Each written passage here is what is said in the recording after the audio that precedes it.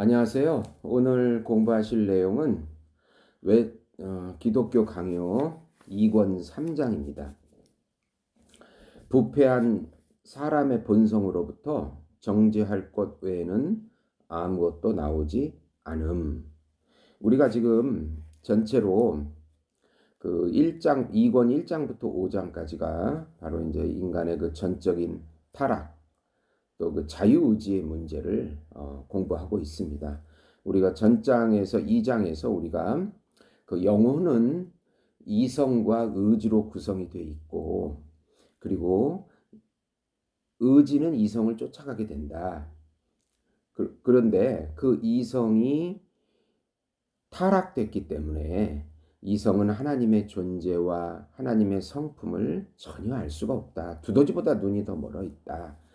그렇게 말씀드렸고, 그러나 하나님의 규범에 대해서 10계명으로 보자면 1계명부터 4계명 정도는 전혀 모르고 5계명부터 마지막 계명까지는 어, 조금 안다. 일반 은총적으로 알고 있다. 네. 이제 거기까지 말씀을 드렸고, 의지조차도 이제 오늘 이 3장에서 이제 이 의지의 문제를 이제 구체적으로 이제 좀 다루고 있는 내용입니다. 1절 보시면은 타락한 본성상 육체의 헛됨. 사람은 자기 영혼의 두 가지 재능을 통해서 자기 자신을 드러내고자 할 때 성경이 사람을 지시하는 호칭을 통해서 가장 잘 알려진다. 만약 육으로 난 것은 육이요 영으로 난 것은 영이니 요한복음 3장 6절인데요. 사람 전체를 그리스도의 말씀이 이렇게 묘사합니다. 또 로마서 8장 6절에서 7절 보시면 육신의 생각은 사망이요 영의 생각은 생명과 평안이라. 육신의 생각은 하나님과 원수가 되나니 이는 하나님 법에 굴복하지 아니할 뿐만 아니라 할 수도 없습니다. 그러니까 육신과 영을 대조하고 사람의 정체성을 규정하고 있는 것입니다.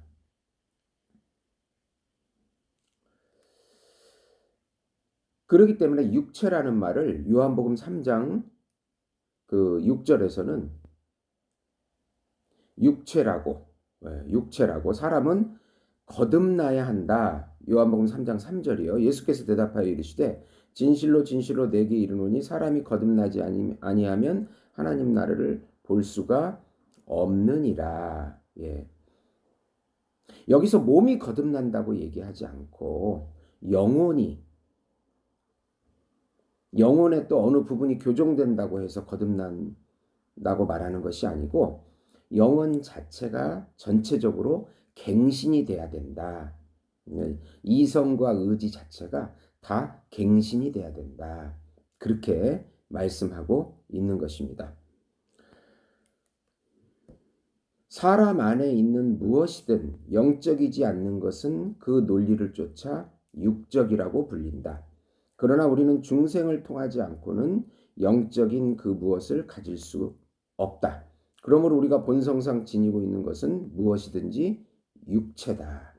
네, 하나님과 단절된 육체를 지칭하고 있는 말입니다. 그래서 에베소서 4장 22에서 23절 보시면 심령이 새롭게 되어야 한다. 그러니까 단순히 어떤 감각적인 부분이 개선되는 것이 아니고 마음 자체, 심령 자체가 갱신이 돼야 된다. 그렇게 말씀하고 있습니다. 에베소서 4장 17, 18절 보시면 모든 이방인이 그 마음에 허망한 것으로 행함과 같이 행하지 말라. 그들의 총명이 어두워지고 그들 가운데 있는 무지함과 그들의 마음이 굳어짐으로 말미암아 하나님의 생명에서 떠나 있도다. 네. 그렇게 말씀하고 있는 것입니다. 네. 그래서 시편 62편 9절에 아 슬프다 사람은 입김이며 인생도 속임수이니 저울에 달면 그들은 입김보다 가벼우리로다. 예. 이런 말을 통해서 헛되다. 하나님 앞에 아무런 가치가 없다. 이렇게 말씀하고 있는 것입니다. 네. 그리고 2절에 보시면은 로마서 3장에서 전하는 인류의 타락상, 육체에는 부분적으로 생기가 남아 있으나 영혼에는 전적으로 선이 결여되어 있다. 여기서 그 선이라고 하는 것은 자유의지를 말합니다. 하나님의 뜻을 알고 하나님의 기쁘신 뜻을 행할 수 있는 의지의 자유가 전혀 없다는 것입니다. 영혼은 항상 두 가지 이성과 의지로 보면 되겠습니다. 그래서 계속해서 인간이 전적 타락을 지금 이 켈빈이 계속 주장하고 있는 그것을 논리적으로 설명해내고 있는 부분입니다. 예레미야 17장 9절 보시면 만물보다 거짓되고 심히 부패한 것이 마음이다. 만물보다 거짓되고 심히 부패한 것은 마음이라 누가 능히 이를 알리오마는. 육체가 부패했다 라고 말하지 않고 마음이 부패했다. 네, 그렇게 말합니다. 아주 그 탁월한 성경 구절이 로마서 3장 10절에서 16절 나오는데요. 의인은 없나니 하나도 없으며 깨닫는 자도 없고 이성의 타락이죠. 하나님을. 그 다음에 하나님을 찾는 자도 없고 다 치우쳐 함께 무익하게 되었고 선을 행하는 자는 없나니 하나도 없도다. 네. 그들의 목구멍은 열린 무덤이요 그 혀로는 속임을 일삼으며 그 입술에는 독사의 독이 있고 그 입에는 저주와 악독이 가득하고 그 발은 피 흘리는데 빠른지라. 파멸과 고생이 그 길에 있어 그들의 눈앞에 하나님을 두려워함이 없느니라. 네, 이렇게 인간 본성의 영구적인 오염을 정죄하고 있는 것입니다. 오직 하나님의 자비로만 구출될 수 있는 피할 수 없는 재앙에 의해 억눌려 있음을 가르치고 있고 우리 본성의 패망과 파멸에 입각하지 않고는 이를 증명할 수 없기 때문에 이러한 말씀들이 우리 본성이 더할 나위 없이 타락되어 있다는 것을 밝히고 있는 것입니다. 네.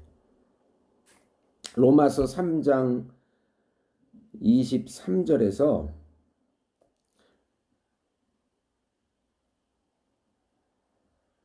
로마서 3장 23, 24에서 주님의 자비가 없다면 사람에게 구원이 없다. 왜냐하면 그 자신이 버림을 받았으며 팽개침 당했기 때문이다. 그렇게 말씀하고 있습니다. 그래서 이제 좀 정리를 해보면 사도는 먼저 사람에게 이 의라는 말이 순전함과 순수함이란 말입니다. 의가 없다 하였고 그 다음에는 지성이 없다 하였다. 네. 로마서 3장 10절에서 11절. 네. 그리고 하나님을 찾는 것이 첫 번째 단계의 지혜이므로 그것으로부터의 배교는 그에게 버림받은 모든 사람에게 발견되는 지성의 결함을 증명한다. 네. 하나님을 깨닫지도 못하고 찾지도 못하고 이거는 알 수도 없고 눈이 멀어가지고 그리고 또 두 번째로 모든 사람이 삐뚤어지고 썩어버려 선을 행하는 자가 하나도 없다는 사실입니다. 네. 예, 이제 이게 로마 3장 12절인데 다 치우쳐 함께 무익하게 되고 선을 행하는 자가 없나니 하나도 없도다. 하나님의 기쁘신 뜻을 행할 수가 없다는 것이에요. 네. 다 죄의 노예 의지이기 때문에 의지의 자유로 하나님의 기쁘신 뜻을 행할 수 없다. 의지의 타락을 또 말하고 있는 것입니다. 마지막으로 그들에게 세 번째로 하나님에 대한 두려움이 결여되어 있음을 그는 증언한다. 예. 두려워하지 않습니다. 하나님을. 네.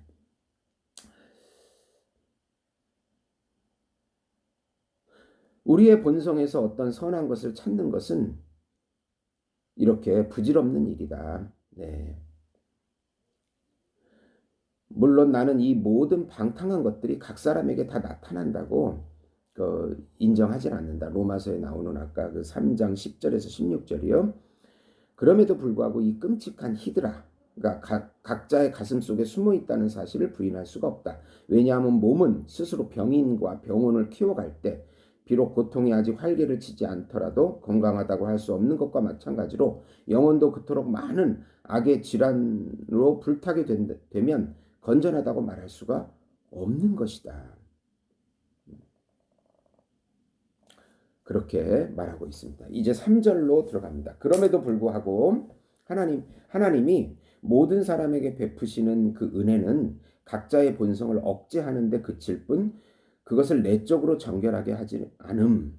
이 부분이 이제 일반은총적으로 하나님께서 죄악을 억제하기 위해서 또 양심과 일반 은혜를 통해서 우리 겉에서 이 죄악이 방출되지 못하도록 억제하는 효과는 있다.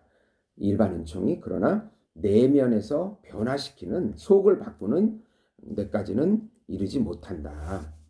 우리는 저 본성의 오염 가운데서 하나님의 은혜의 자리가 우리에게 없지 않다는 사실을 상기하게 된다. 이제 일반 은혜를 말합니다. 그 은혜는 본성을 깨끗하게 하지는 않으나 내적으로 그것을 억제시켜준다. 일반 은총은 억제하는 효과가 있습니다. 만약 주님이 고삐를 늦추셔서 각자의 영혼이 유혹에 빠져 분란을 일삼도록 허용하신다면 바울이 전체 본성을 정죄하게 하는 모든 악이 참으로 자기 자신에게 적용된다는 사실을 보여주지 않는 사람은 아무도 없을 것이다. 네. 그래서 이제 그 시편 14편 3절에 보시면 다 치우쳐 더러운 자가 되고 선을 행하는 자가 없나니 하나도 없도다. 이렇게 말합니다. 그나마 하나님께서 우리에게 일반 은총적으로 억제하게 하셔서 죄가 분출되지 못하도록 하는 것입니다. 전쟁을 보면은 그 죄악이 마음껏 분출돼서 하나님이 일반 은총을 거두실 때 나타나는 현상이 바로 전쟁이거든요. 네. 통제할 수 없는 인간의 죄악이 밖으로 노출되고 있는 것을 보여줍니다. 네. 이렇게 그러나 이제 주님께서는 특별 은총을 받은 우리 신자들에게는 이런 질병들을 고쳐주십니다. 예. 뒤에 이제 나오는데요. 그러나 일반 은총적으로 그저 그들이 날뛰지 않게 억제하는 것이 모든 것을 지키는데 유익하다고 예견하셔서 단지 굴레만 지금 일반 사람들에게 씌워놓고 있는 것입니다. 네. 그들 대부분이 자기들의 불순함을 숨길 수는 없음에도 불구하고 일부는 부끄러움 때문에, 양심 때문에, 또 일부는 율법에 대한 두려움의 가책을 느껴 온갖 더러운 것들에 부지불식간에 뛰어드는 일을 자제합니다. 이와 같이 하나님은 자기 섭리로, 일반 섭리로 본성의 사악함에 재갈을 먹이셔서 그 본성의 행위로 분출되지 않도록 막으십니다. 그러나 그것을 내적으로 깨끗하게 하지는 않으신다. 그래서 일반 은총은 죄를 사하여 깨끗하게 할 수는 없고 단지 죄를 금하는 억제하는 작용을 한다. 예, 그게 3절의 내용이 되겠습니다. 4절로 가보시면은 하나님은 특별한 은혜가 없으면 하나님 심판자 앞에서 본성의 덕성은 그 자체로 아무것도 아니다. 사람에게서 고상한 외양을 보이는 순전함에 있어서조차 언제나 부패로 이끌려가는 모습이 발견된다.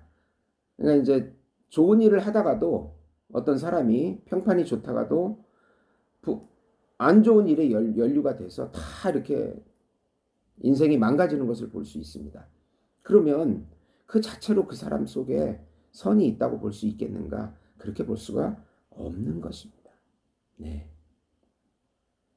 그래서 이제 칼빈이 선을 추구하는 권능을 사람의 본성에 돌릴 수는 없는 노릇이 아닌가. 겉으로 덕성의 형상이 보인다 해서 그 밑으로 악이 자리를 잡고 있는 사람을 덕성이 있다고 칭찬하지 않는 것처럼 사람의 의지가 스스로의 사악함을 벗지 못하고 있는 한 당신은 올바른 일을 추구하는 능력이 그 의지에 있다고 하지는 않을 것이다. 네. 그래서 이러한 것들은 본성에 주어진 일반적인 선물들이 아니라 하나님의 특별한 은혜가 있는 것이다. 네.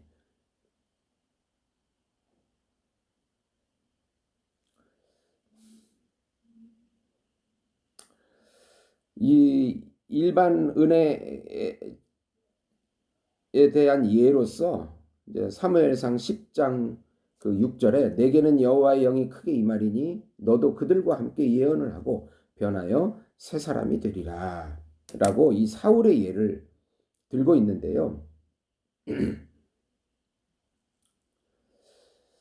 우리는 하나님이 어떤 사람에게는 부여하시고 다른 사람에게는 부여하지 않는 특별한 은혜를 지칭하고 있는데 이것이 바로 사울에게서 보여지는 어떤 특별한 은혜가 영이 임할 때 새 사람이 된다는 어떤 그 예표가 나타나고 있는 것입니다. 네.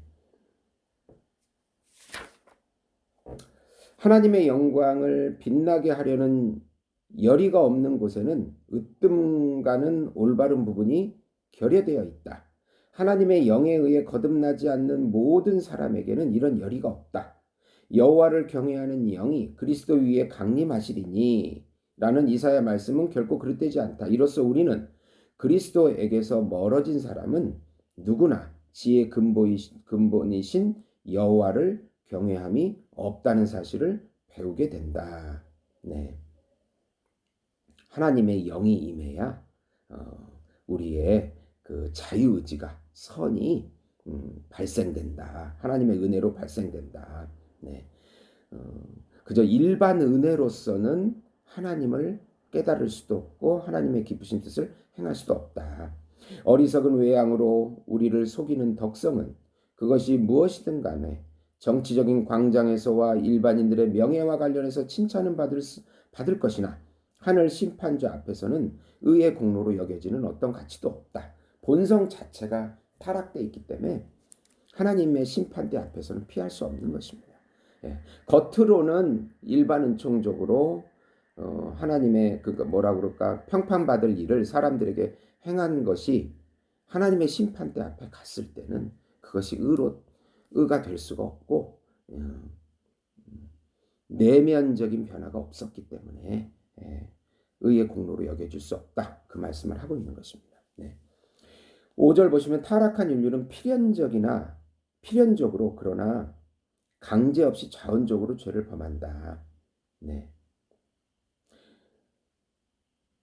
이와 같은 의지는 죄의 노예 상태로 예속되어 있으므로 선을 향하여 움직일 수 없을 뿐만 아니라 선에 몰두하는 것은 더더욱 가당치 않다.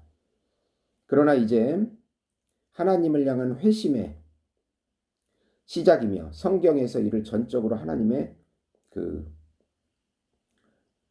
은혜에 돌리는 그 회심의 역사가 움직여질 때 이제 그 하나님을 향해서 열리게 됩니다. 예레미야 31장 18절 예레미야는 여호와께 나를 이끌어 돌이키소서 그리하시면 내가 돌아오겠나이다. 예레미야 31장 11절에는 여호와께서 야곱을 구원하시되 그들보다 강한 자의 손에서 속량하셨으니 네. 이렇게 마귀의 멍에 아래 단단한 족쇄를 묶여 있다고 이렇게 지적하고 있는 것이고 예. 사람이 이 필연성에 자기를 맡겼을 때 의지를 빼앗긴 것이 아니라 의지의 건전함을 박탈당했기 때문이다. 그러니까 이렇게 죄의 노예 의지라고 하는 그 필연적인 상태에 빠졌을 때 의지 자체가 박탈된 것이 아니고 건전한 하나님을 향한 의지가 박탈됐기 때문에 그냥 필연적으로 이건 강제가 아니고 스스로 자원해서 그렇게 죄악을 따라가게 된다. 그렇게 말씀하고 있는 것입니다. 네. 그러면서 이제 그 베르나르두스라는 사람의 예를 칼빈이 인용하면서 단순히 원하는 것은 사람들에게 속한 것이고 악을 행하고자 하는 것은 부패한 본성에 속한 것이며 선을 행하고자 하는 것은 은혜에 속한 것이다. 은혜가 아니면 자유의지가 나올 수가 없다. 하나님의 뜻을 알거나 하나님의 뜻을 행할 수가 없다. 하나님의 선하심은 그의 신성과 연결되어서 그 자신이 하나님이신 것을 못지않게 그는 필히 선하시다. 네. 반대로 마귀는 타락으로 말미암아 선과의 교제로부터 소외되어 악한 것 외에는 아무것도 할 수 없다. 예, 우리가 마귀 아래 있으면 악한 것 외에는 아무것도 할 수가 없다. 예, 그렇게 그것도 필연적으로 자원적으로 그렇게 한 것이다. 그러면서 이제 사람은 타락으로 말미암아 사악해졌을 때 마지못해서나 강제로가 아니라 스스로 원하여서 폭력적인 강압에 의해서가 아니라 가장 자발적인 마음의 성향에 따라서 외부의 강제에 의해서가 아니라 자신의 유욕의 충동으로 죄를 짓는다. 그럼에도 불구하고 본성의 패악함으로 인하여 악의로만 움직이게 되고 악만을 향하게 된다. 이것이 사실이라면 사람은 확실히 죄를 지을 수밖에 없는 필연 속에 종속되어 있음이 어떤 모호함 없이 명확하다. 네, 그렇게 필연적이라고 하는 것은 자원적이다.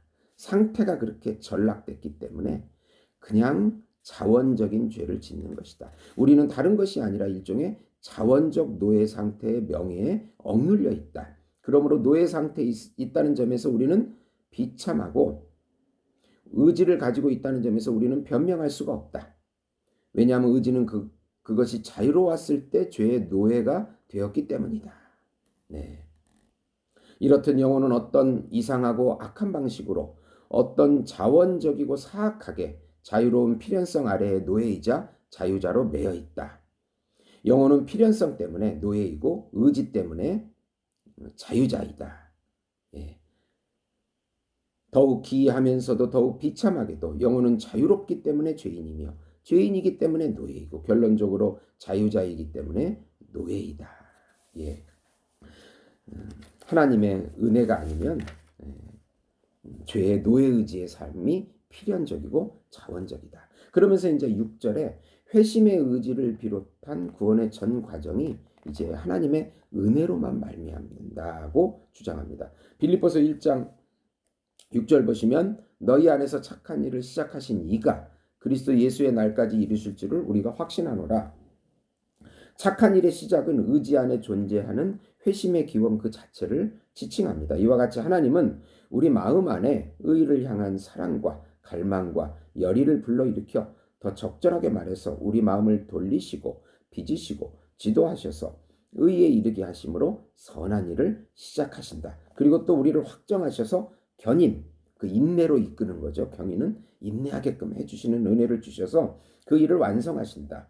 의지가 그 자체로는 연약하기 때문에 이를 돕기 위하여 여호와가 선한 일을 시작하셨다는 사실을 무슨 구실로 내세워 거부하는 자가 아무도 없도록 하기 위하여 성령은 다른 곳에서 이런 말씀을 하시는데 에스겔서 36장 26에서 27절 또 새 영을 너희 속에 두어 새 마음을 너희에게 주고 너희 육신에서 굳은 마음을 제거하고 부드러운 마음을 줄 것이며 내 영을 너희 속에 두고 내 율례를 행하게 하리니 너희가 내 규례를 지켜 행할지라. 의지를 영으로 발동시키셔서 하나님의 기쁘신 뜻을 행하게 하신다는 아주 탁월한 구절이 바로 에스겔 36장 26절에서 27절입니다. 네.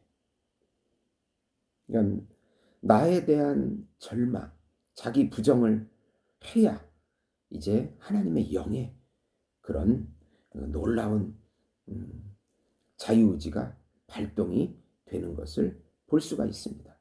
회개를 통해서, 회심을 통해서. 예. 그러므로 돌이 변화되어 육체가 되는 것처럼 하나님이 우리를 회심시켜 올바른 것에 대한 열심을 갖게 하실 때에 우리에게 고유한 의지는 무엇이든지 모두 지워지고 만다. 그리고 전적으로 하나님으로부터 나온 것이 그 자리를 잇는다. 나는 의지가 지워진다고 말하지만 그것이 의지라는 사실까지 지워지는 것은 아니다. 왜냐하면 사람의 회심에 있어서 처음 본성에 속한 것은 순전하게 남아있기 때문이다. 또한 나는 의지가 새로운 것으로 창조된다고 말하지만 의지가 존재하기 시작한다는 점에서가 아니라 악한 것이 선한 것으로 변화된다는 점에서 그렇다. 의지 안에 있는 선한 것은 무엇이든지 하나님의 은혜의 작품이지 내 것은 없다. 네.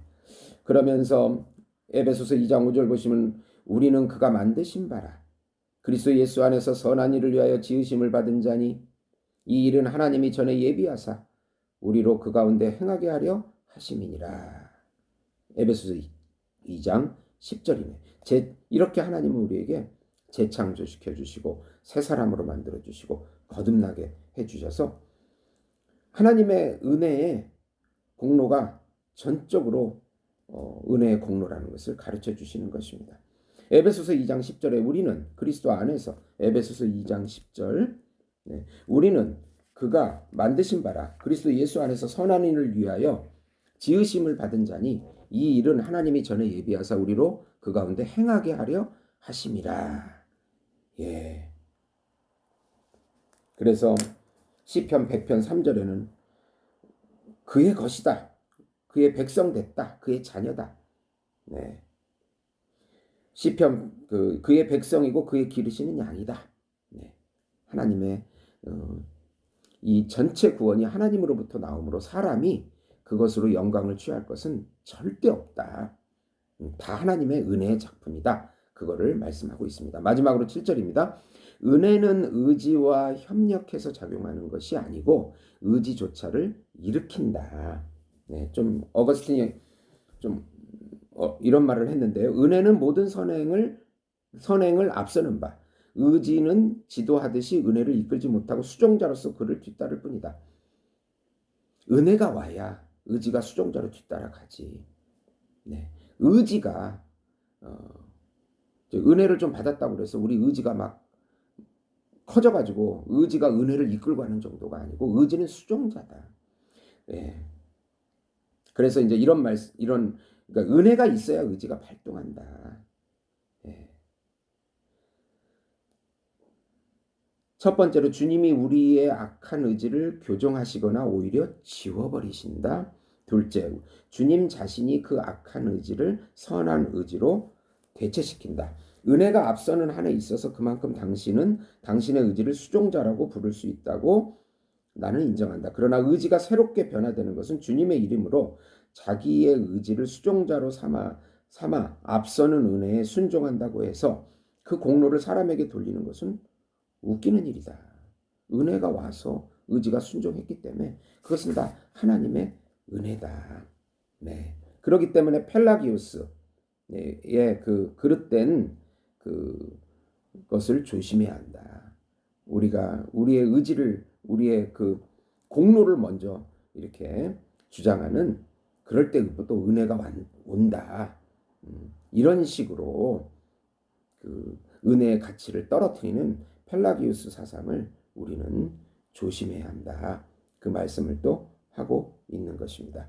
그래서 어거스틴은 사람들은 우리의 의지 안에서 하나님으로부터 나온 것이 아닌 우리 자신의 것인 무엇을 발견하려고 수고한다. 그러나 그것이 어떻게 발견될 수 있는지는 나는 모른다. 네. 나의 아버지께 듣고 배운 사람마다 내게로 오느니라. 그리스도의 말씀을 어거스틴이 이렇게 해석합니다. 요한복음 6장 45절인데 의지는 도움을 받아서 무엇을 해야 할지를 알 뿐만 아니라 안 것을 행하게 된다. 그러므로 하나님이 율법의 문자가 아니라 성령의 은혜를 통하여 가르치실 때에 그는 누구든지 배운 것을 인식하게 함으로써 보게 하실 뿐만 아니라 원함으로써 강구하게 하시고 행함으로써 성취하게 하신다. 네, 은혜가 우리의 이성을 거듭나게 하고 우리 의지를 거듭나게 해서 하나님을 향한 존재와 성품에 대해서 눈이 떠지게 하고 하나님의 기쁘신 뜻을 우리 의지로 행하게 한다. 그것을 지금 말씀하고 있는 것입니다. 들어주셔서 감사합니다.